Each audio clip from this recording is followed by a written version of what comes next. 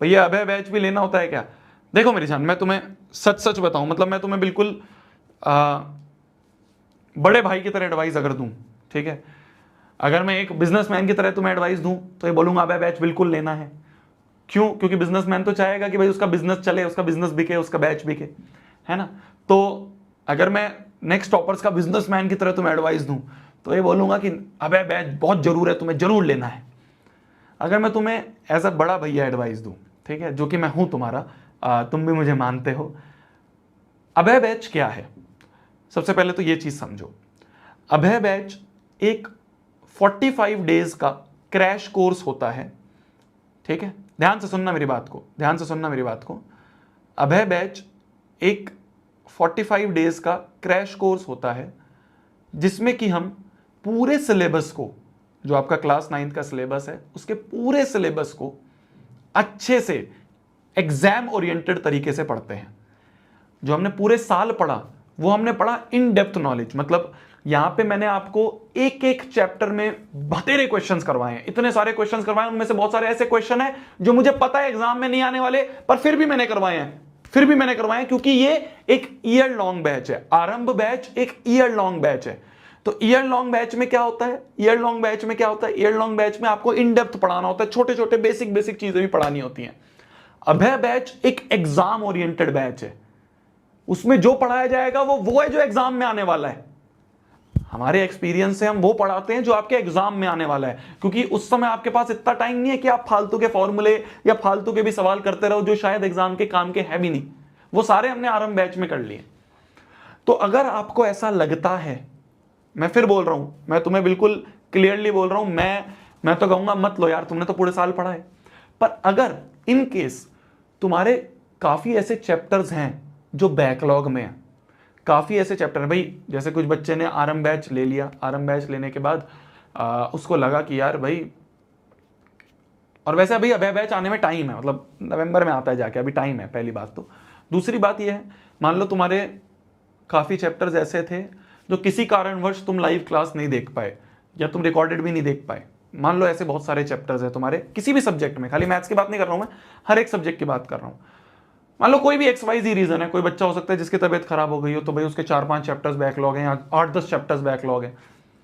या कुछ बच्चे को ऐसे हैं जिनको अभी कॉन्फिडेंस नहीं आया है ना। कॉन्फिडेंस की भी एक बात होती है कि भैया हमें ना कोई ऐसी चीज बता दो कि यार अब हमें ऐसा लगता है कि भैया हम बैठ के ना वो सारे लेक्चर्स नहीं देख पाएंगे, इतना टाइम तो नहीं है कि हम आरंभ बैच के एक एक लेक्चर देखें, बहुत बड़े बड़े लेक्चर्स हैं।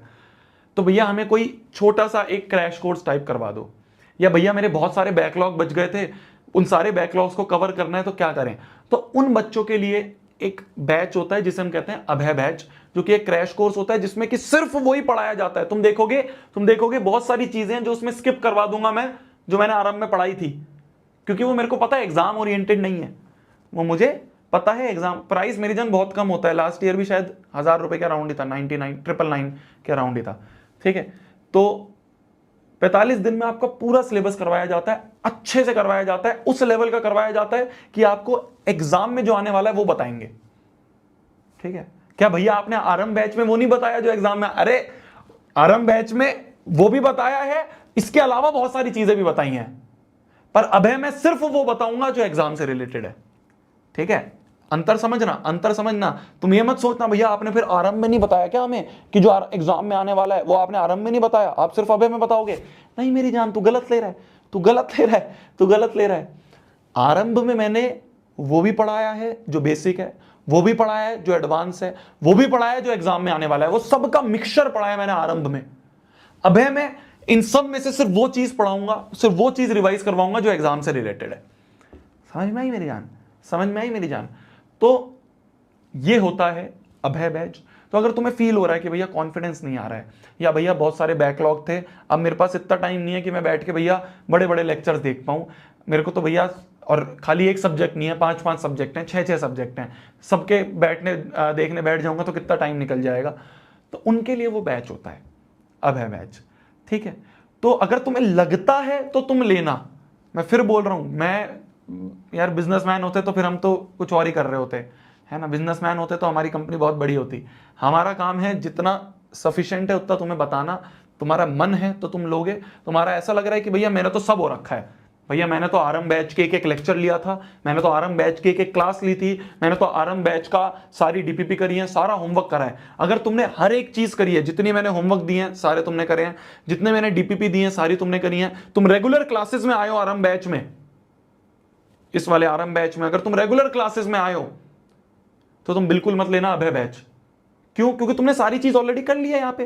पर अगर इन केस तुमने क्लासेस नहीं ली हैं, तुम बीच में किसी कारणवश छूट गए थे, क्लासेस नहीं ले पाए थे, या फिर किसी कारणवश बहुत सारे बैकलॉग्स हैं, तुमने डीपीपीज नहीं करी हैं, तुमने होमवर्क नहीं करा है टाइम से, और सारी चीजें तुम चाहते हो कि अब मैं उठ गया हूं भैया, मेरे अंदर एक जोश आ गया है, तो तुम्हारे लिए अभय बैच होता है। ठीक है, अब मैं इससे ज्यादा नहीं एक्सप्लेन करूंगा क्योंकि अभी आने में बहुत टाइम है, अभी तो अक्टूबर ही चल रहा है, नवंबर में आता जाके वो। तो अब एक बच्चा पूछ रहा था कि अभय बैच क्या होता है, तो बताना। ठीक है, ठीक है। अब मेरी जान देखो, प्राइस जो होगा वो मैं नहीं बता पाता हूँ। प्राइस जो होता है वो सारा डिसाइड करा जाता है कैलकुलेशन पे, मतलब वो मेरे हाथ में भी नहीं है, वो सारा का सारा है जब हमें सर्वर की कॉस्ट पता चलती है कि भाई अगर इतने बच्चे हैं तो इतनी सर्वर की कॉस्ट आएगी, उसको हम डिवाइड कर लेते हैं, डिवाइड करके जितना जितना बनता है उतना हम कर देते हैं। ये तो मतलब वो सारा वो है, प्लस जो और लोग काम कर रहे हैं उनकी अगर सैलरीज हमें दे रही है तो वो इसमें से निकलती है ना।